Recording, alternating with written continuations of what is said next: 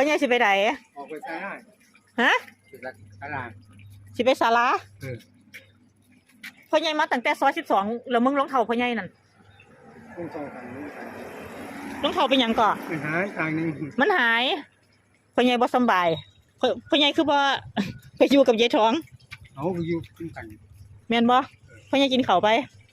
บ่แล้วหนูถ่ายรูปพ่อใหญ่เด้นี่มันจะเศร้าโหดพ่อใหญ่อายุเท่าไหร่แล้วนี่60เขาเลข6แล้วพ่อใหญ่ได้เงินผู้เฒ่าไปยังไม่ได้เงินผู้เฒ่าอ่ะโอ้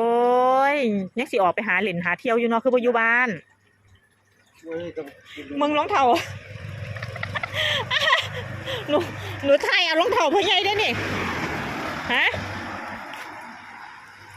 สิย่างไปตลาดบ่พุ่นน่ะ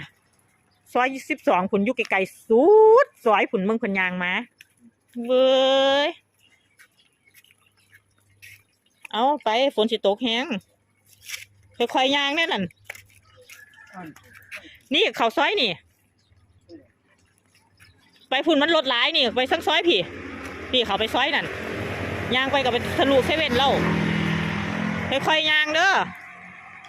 เดี๋ยวฝนตกแห้งกลับบ้านบ่ถึกเด้คุณน่ะโอ้ยเนาะยังสิอยากไปเที่ยวอยู่เนาะ